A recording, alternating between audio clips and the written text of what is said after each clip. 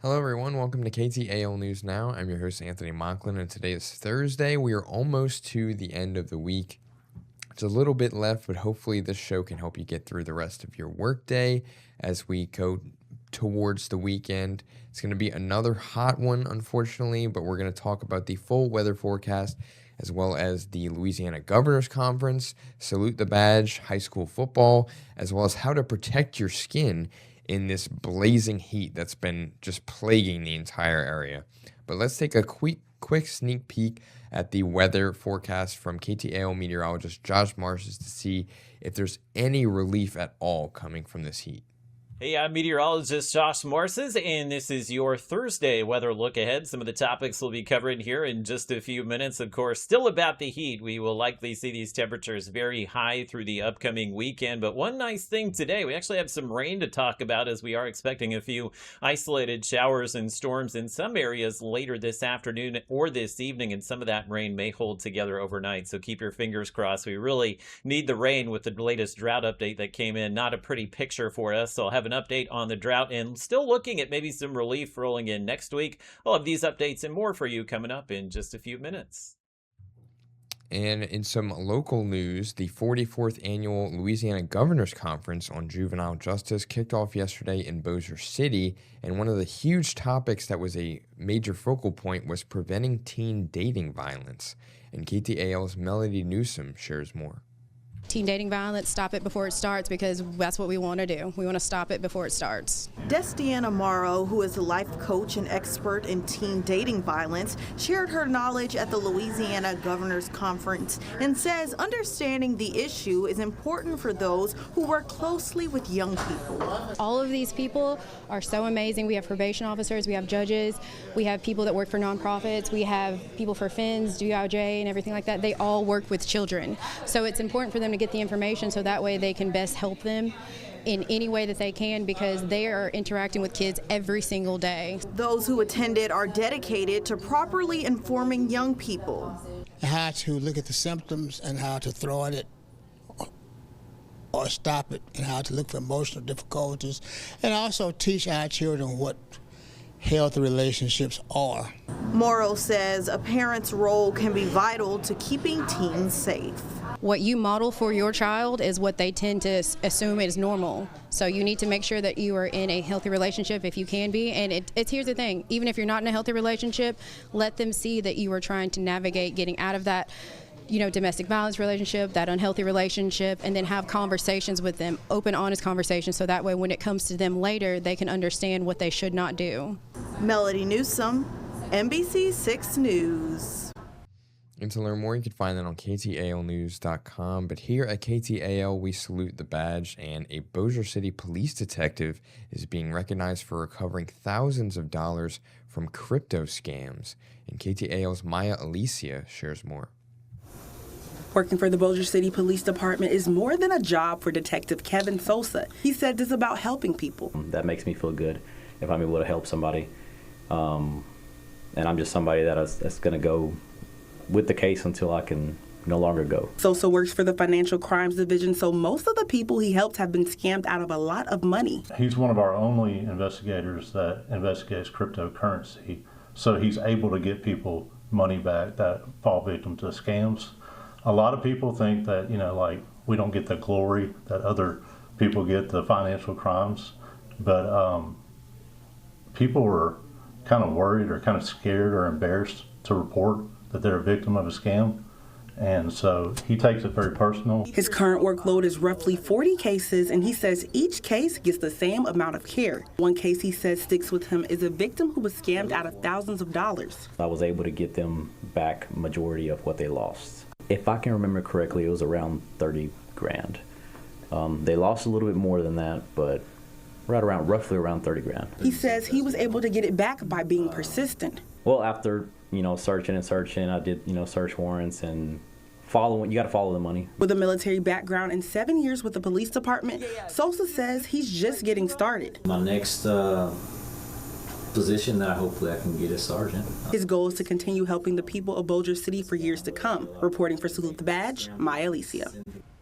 And to learn more, you can find that on ktalnews.com. But over in sports with high school football in Queen City, Texas, they are looking for their first win since October of 2023. So it's been almost 3 years since their last win, and they are under new leadership this season, hoping to turn things around in terms of the culture, everything of that nature, just a complete reset.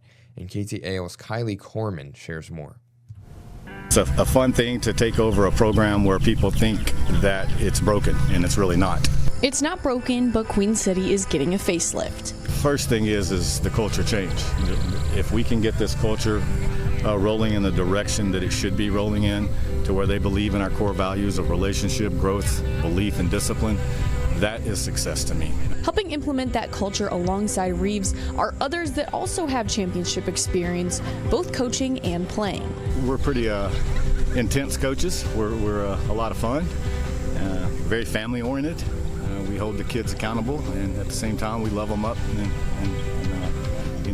lift them up. So that's pretty much all the coaches here. The pressure is on those coaches to end the 22-game losing streak. I don't really look at that sheet metal sign with the light bulbs in it as defining success for anyone. And I've been on the great side of that sheet metal sign, and I've been on the bad side of that sheet metal sign. And at the end of the day, I was still the same person. So the community will be excited for one win, but everybody keeps saying that, but I don't look at it like that. I coach every year to go to the playoffs, and so that's the goal. A young team, a new turf field, new coaches. The future is bright for the Bulldogs. We don't have a lot of genetic freaks on this team. We don't have a lot of speed. We have a little bit of power and some strength, but everything's going to be new for everyone this year. The district, our kids, the district as well. So the offense we're implementing and the defense we're implementing, I believe we'll be pretty balanced, and it's going to let kids go have fun and play football. Reporting from Queen City, I'm Kylie Corman. And Queen City will open their season at home versus Union Grove on August 28th at 7:30 p.m. But let's take a look at the full weather forecast from KTAL meteorologist Josh Marcis to see what exactly we can expect heading into the weekend. Hey, I'm meteorologist Josh Marcis. I do have a weather update for you today. It's not just about the heat, but we also have the potential to see a few storms today. So nice to have something else to talk about. But the storms that do pop up this evening, we can't rule out maybe some high wind gusts. So we are actually in the severe weather outlook. I'll get to that in just a moment. Let's talk about the heat first. It is similar today in that most areas will wind up just above 100 degrees this afternoon. Now, to the north of us, we've had this front stirring up some storms through the week, and most of the rain and storm activity has stayed over towards Little Rock in Memphis. But today, with high pressure kind of scooting further to the west, there is an avenue for these storms to move into the Arklatex. But oftentimes, out ahead of these fronts, you get the heat and humidity really pool out ahead of these fronts, so to speak. So we do have an extreme heat warning for the northern Arklatex. That does include the Texarkana area. It's where the heat index today could wind up above 110 degrees. So really important you limit your time outside later today. Shreveport should feel like the last few days as we're in the heat advisory. Our heat index will probably wind up around 108 or so in Shreveport. You'll see why we've been upgraded to the extreme heat warning in the northern Arklatex later today, as those temperatures, again, in the low 100s, factor in the humidity that's coming in as well. We get up to about 113, 114 in and around Texarkana as far as the heat index later today. So that's what it will truly feel like. So make sure you're drinking water every 20 minutes if you're outside, and just avoid being out there altogether if at all possible. But we know that's impossible for a lot of you. So even if you're not thirsty, just very important to stay hydrated and take that water break every 20 minutes, and do it in the air conditioning to give yourself a chance to cool down as well. Mentioned high pressure moving further to the west, opening the door for those isolated storms to pop up later today. Get all of that heat kind of pulled up into the storms. The air cools down, kind of crashes back down to the surface in those downdrafts, and it hits the surface and fans out, so you can get some damaging wind gusts. And that's the reason we're in that marginal risk outlook for severe weather later today. By definition, that means maybe only one or two severe storms. We're not looking at any kind of widespread severe weather. And let me give you a look at Robin's Toyota Futurecast. It sees a little rain to the north of us this morning, so because of that, we'll see the clouds increase later this afternoon. And it's been very consistent in showing the storms popping up after 4 or 5 p.m. north of I-30.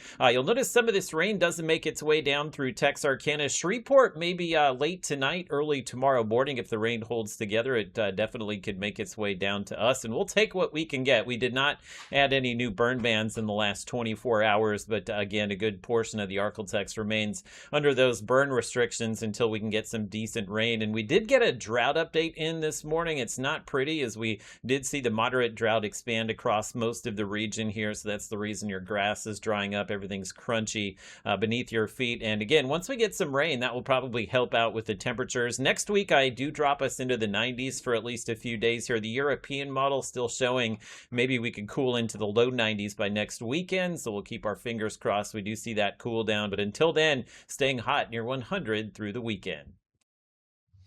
And if you want to try to keep yourself safe from the sun and the heat, you can do so by applying the correct amount of sunscreen and, more importantly, reapplying throughout the day, especially in the heat, like I said, because while sunlight helps the body produce vitamin D, it also hits a harmful ultraviolet or UV rays that can damage skin cells, accelerate aging, and increase the risk of skin cancer. And to learn more about this, I got to speak with board-certified integrative dermatologist, Dr. Charlene St. Cyrin Lord. As a board-certified dermatologist, I basically practice everything skin, hair, and nails every day. Dermatology is not just skin, but also the scalp, which the scalp is skin. So when we're thinking about sun exposure, we have to think of our scalps as well. So I do everything from acne, psoriasis, hair loss, hair growth, you name it, and cosmetics. Cosmetics are fun. So that's what I do in a day's work too, with about, let's say, 40 to 50 patients a day, sometimes more. And is it true that just one bad sunburn during a child's life or during adolescence can more than double a person's risk of developing melanoma later in life? Actually, it takes a couple more sunburns, but one blistering sunburn can do that. Now, here's what we have to think. We have to understand that by the time we are about 13 years old, we've gotten 23% of our lifetime sun exposure. By the time we're 40 years old, we've got 70% of our lifetime sun exposure. And that's by 80. And remember that some of us are living to be 80, 90, that's by 40. Then we're living to be 80, 90 years old and even more. So if you get a blistering sunburn, it actually does increase your chances of melanoma.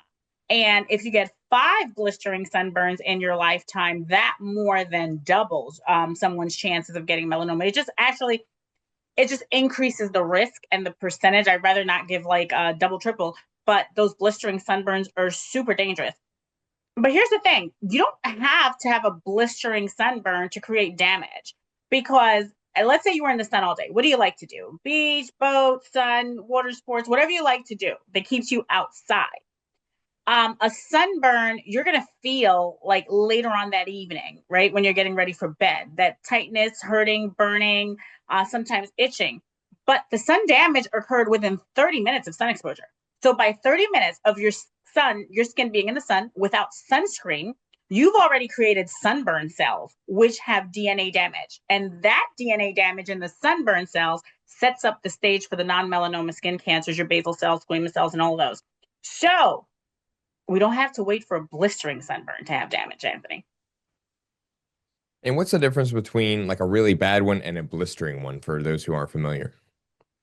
Oh, anyone is a bad one to me. You're saying to a dermatologist. So sometimes if somebody comes in, I'm like, you look like a lobster. That's bad. Okay, that's bad. Lobster's great on the plate in Louisiana, not great on your skin, right? Now, a blistering sunburn is really painful. All sunburns hurt, but that one is super painful. But to have a blister, it means that there's so much damage, that there was some swelling in the upper layer of the skin that separated the layers of skin, the upper layer, and created that blister. That is some serious damage. So that's why we're concerned about blistering sunburns. They tend to be kind of like the worst. So those are UV rays. And the other thing, we had some hot weather last week, right? And I can only imagine how hot it was in Louisiana. We're out here in Maryland, the DC metro area, and it was uncomfortable. But your heat index was like the hundreds to the 112s, right? So there's the heat, and then there's the sun. And everybody's careful when there's heat outside, because like, oh, it's got hot, let me get the sunscreen on. But I have to let you know, those overcast 70-degree weather days, you can get a lot of sun damage then too. So don't think that it's because it's cool outside, I can go out and it's permission to shake and bake. It is never permission to shake and bake. you have that myth that the UV rays might be better during those overcast days, so you stay out longer. And actually, that's when we see a lot of sunburns. This is why we tell people be careful of the beach on overcast days, because it has a false sense of security. And you mentioned that sun damage can start within 30 minutes of exposure. What are some other ways that skin damage can start long before like the sunburn actually like shows up? So the sunburn cells, and one thing we have to see, okay, so melanin protects us, right? So the first sign is actually tanning. We love to tan, and I tell my patients, they wear sunscreen. You'll still tan, but at least you won't sunburn, right? Thank God you're not going to a tanning bed, because that's guaranteed skin cancer. So we're not even going to get into the tanning bed. So you do that, that's just guaranteed skin cancer. But the tan is actually the first sign, because your melanocytes, the cells that produce melanin, they're releasing that burst of melanin to protect you from those UV rays. So that tan is actually your skin trying to defend itself from that UV assault. So you first get to the tan, and some people say, well, I get red before I tan. Well, that's even worse. That's the sun damage there. So you've gotten red, right? Your body's trying to defend itself, and then you get in sun. It's literally like baking, like you have, and I hate this analogy, but I have to say, you have a piece of meat, you're cooking it, it takes a while to brown up. Well, you want to be careful of that. Your skin is not, what you want to saute. You want to be careful with your skin, and you want to get that sunscreen on, especially depending on the types that you have. Physical sunscreens are your zinc oxides, titanium dioxides. They tend to be physical blockers. Sometimes they leave a little cast, you got them here. Yep, those are great. And then you got your chemical blockers, right? Your chemical sunscreens. Well, your chemical sunscreens, they're going to look great. They're going to blend in a little bit better, but you need to put them on at least 15 to 20 minutes before you go out. You want instant protection, you get that physical blocker. Again, not a license to shake and bake. You'll still tan a little bit. And when it comes to broad spectrum UVA protection, why is that critical for preventing skin cancer and premature aging? So we want broad spectrum everything. UVA and UVB are at different wavelengths, right? UVA is like your 320 to 400, and UVB is like your 280 to 320. They do different things. UVB doesn't penetrate glass. So if you're by a window, you're like, oh, I'm cool, I'm protected. But UVA does. And UVA does cause the skin cancers, et cetera, and other things. Well, it does the same thing, believe it or not, to your scalp. So I always say to my gentlemen, I say, hey, if you got a little less shade up here, a little less natural shade called hair, you're going to have to put on sunscreen or use a hat, right? Because you can sunburn on your scalp. We find skin cancers on the scalp. We also find them in the back of the neck. So we also say to put that on there. But you want a broad spectrum sunscreen because you want it to cover the different bands of the ultraviolet rays, because ultraviolet rays, UVA, B, C, all have different wavelengths. The other thing is that when we talk about hair, and I'm glad that you mentioned the early aging and everything, the UV rays actually break down collagen. So that causes aging. So when you see sometimes the crow's feet here, they're not just aging and wrinkles. They're actually a lot of sun exposure that happened here. And then so you start to see the deeper wrinkles there. And then you get the sallow skin that looks a little yellow, and sometimes the pores are wider and a whole lot of blackheads. That's all sun damage causing aging. And so if you use the sunscreen and you use it daily, well, you're going to prevent that sun damage. And that's like a natural anti-aging regimen. And I tell everybody, I say, hey, if you're on a retinol or if you have acne, I know those of us who have acne, it's not always a great thing, but guess what? Acne medicine keeps you young. So acne and sunscreen, you've got the fountain of youth. And what are some common misconceptions about SPF and sun protection? So the thing about SPF, that's your sun protection factor. That's important because, and we tend to go by that, right? The dermatologists, we think of people's minimal erythema dose. That's how quickly, I don't want to say how long, but how quickly it takes you to get red after being in the sun in a certain amount of time, and it shows up 24 hours later. So that's how we kind of judge what's damaging the skin and what's not. The SPF factor, you'll notice that we've gone from like 15 to 30s and above. 15 was very popular in Europe. It was a European thing. Here we believed in our 30s. And so we start with the SPF 30. Each time you go up, it gives you a certain level more. So going from a 30 to a 50 will give you a couple of percentages more. Going from 50 to 70 may give you about 2-3% more. 70 to 100, you're not really going to get that much of a percentage of a difference. So I would say the issue is really, you don't have to do overkill on the SPF factor. An SPF of 100 is not really like, oh, it's the best, it's better. It's going to make you a little shinier, a little oilier. But some people feel that they need that. That's fine. I normally say SPF 30 during the fall and the winter, and then, yes, winter, and SPF 50 during the summer and spring. And if you're going to go somewhere tropical or close to the equator, if you're going to Costa Rica, anywhere like that, where you're a little closer to the equator, maybe that little SPF 70 will help a little better. Reapply every 2 hours. That's when we get in trouble. We forget to reapply every 2 hours, and we forget to get someone to get our backs. So those are commonly sunburned places.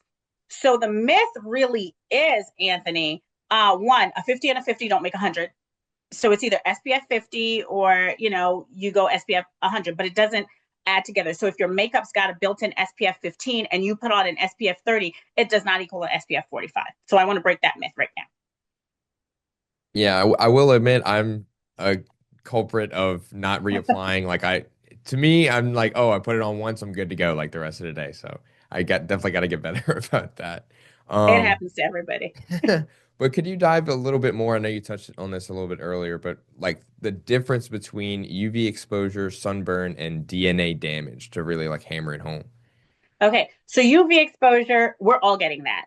And sometimes, like, especially this time of year, I go into the room and I say, where have you been?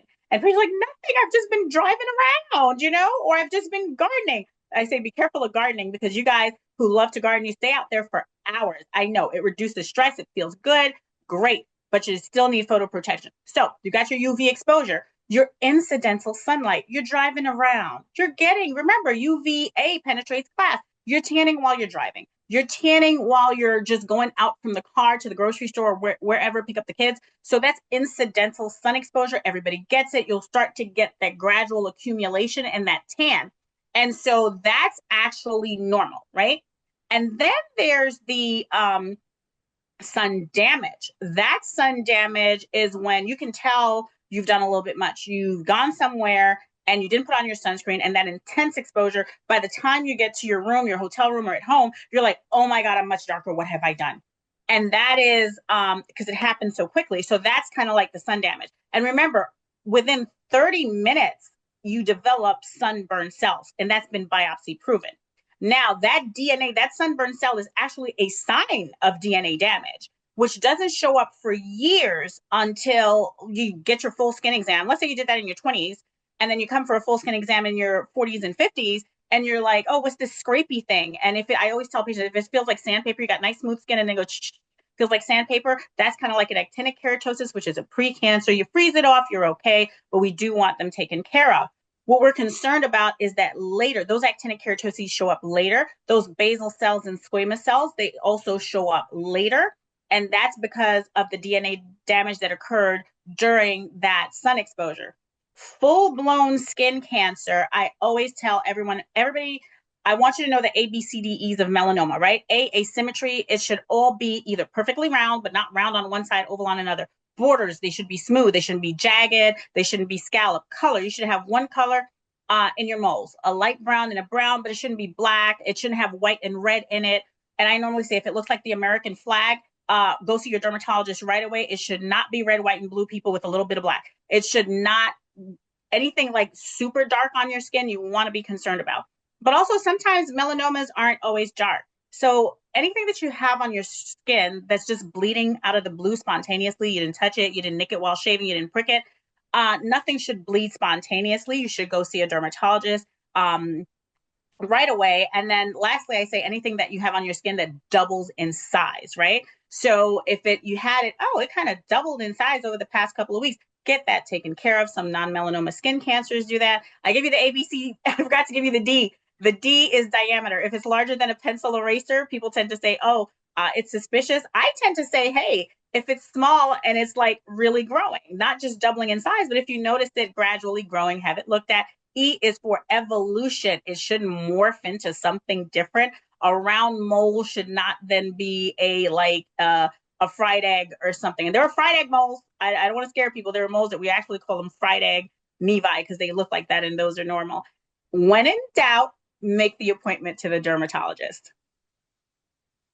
And I know you mentioned earlier about the advances in SPF, and we keep getting higher and higher, but it's really not doing a whole lot. But what should other people know about new technologies with sunscreen as they become available? So new technologies with sunscreen.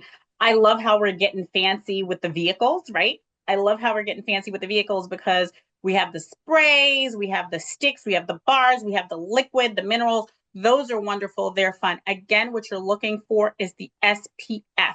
That is the amount that you're looking for, 30, 50, 70. And sometimes you have numbers in between. You might have a little 46 or something like that. That's okay. It's above 30, nearing 50. So the other thing is there was a time when we said there was a certain molecule in a sunscreen that said, oh, you can go 4 to 5 hours. And sometimes they'll tell you that you have that long wear that you could do it.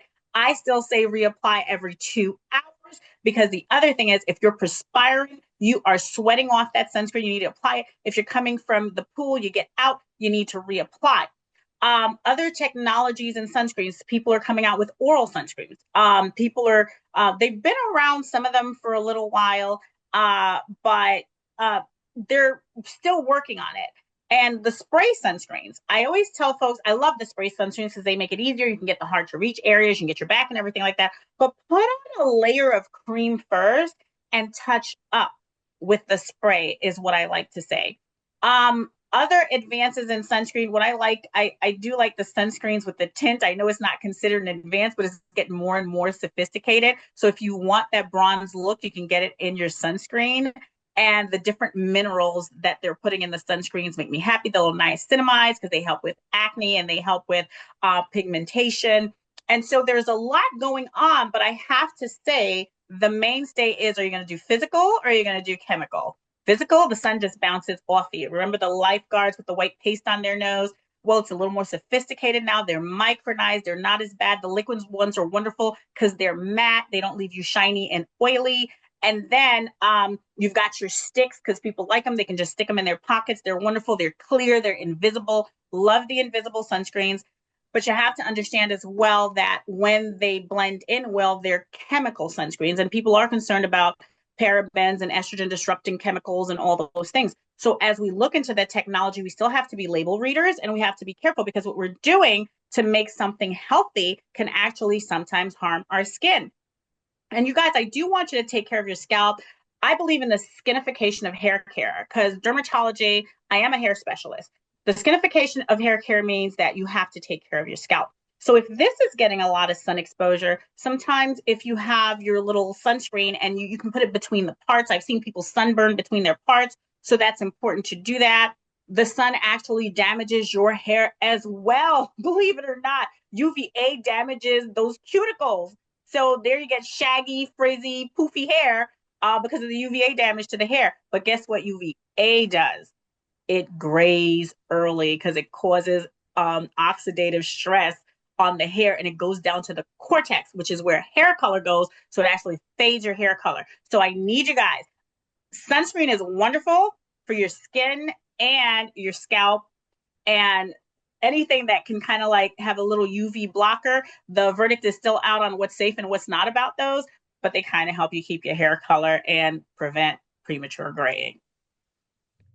And to learn more, you can find that on KTALnews.com. But that is all I have for today's edition of KTAL News Now. Be sure to tune in each and every day, Monday through Friday at 12 p.m. on KTALnews.com. But for now, I'm Anthony Mocklin. Have a great rest of your day, and thank you for joining us.